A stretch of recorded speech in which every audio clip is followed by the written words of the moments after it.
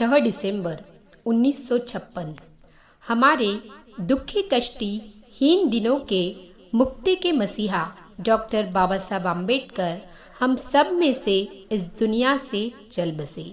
उस बाबा साहब को विनम्र अभिवादन।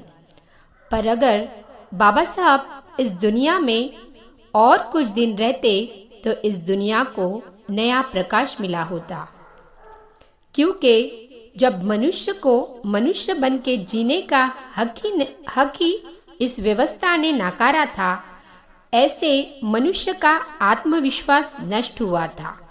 मानव प्राणी स्वाभिमान की कल्पना ही करना उसने छोड़ दी थी।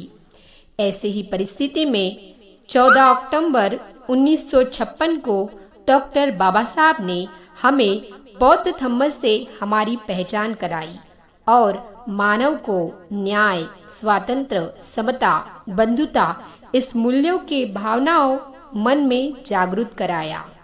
जिस तथागत गौतम बुद्ध ने समाज के निष्ठ रूढ़ि पर प्रहार किया था और वैज्ञानिक बौद्ध धम्म की शिकवन दी, पर आज इसी वैज्ञानिक बौद्ध धम्म बिखर रहा है, ऐसा नजर आता है। इसलिए लगता है हम कहीं कम पड़ रहे हैं। आज बुद्ध को भी विष्णु का 9वां अवतार बनाकर बुद्ध का विद्रूपीकरण करा रहे हैं। हम सब जानते हैं, जहाँ तथागत गौतम बुद्ध को ज्ञान प्राप्ति हुई, उस बौद्ध गया की महाबोधि विहार यह भी सिर्फ भक्ति, आराधना, उपासना का केंद्र बन गया है। बाबा साहब तो आज के दिन हम सब में से चल बसे, पर उनके विचार आज भी हमारे में जीवित है और हमेशा रहेंगे। उसी को देखते हुए हमें यह बात याद रखनी होगी कि बाबा साहब ने यह जो वैज्ञानिक बौद्ध धम्म हमें क्यों दिया था। क्या यह सिर्फ आराधना और उपासना का धम्म है? नहीं, बल्कि यह आचरण का धम्म है। आज विदेशों में भी बौद्ध धम्म यह उपासना का ही धम्म बन गया है।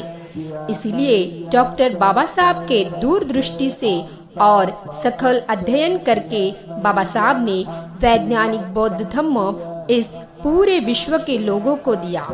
इसीलिए आज के दिन हमें संकल्प करना होगा कि बाबा साहब का वैज्ञानिक बौद्ध धम्म 22 प्रतिज्ञाओं के साथ इस देश में ही नहीं बल्कि पूरे विश्व में जाने की आवश्यकता है। अन्यथा आने वाला समय तथागत बुद्ध और बाबा साहब के विचारों को विहारों में ही बंद करके रख देंगे, यह विचार को समाप्त कर देंगे। इसलिए हमारा संकल्प जरूरी है और उस पर खरे उतरना ही हमारी सही मायनों में बाबा साहब के प्रति आदरांजलि अर्पण करना होगा। जय भीम, नमो बुद्धाय।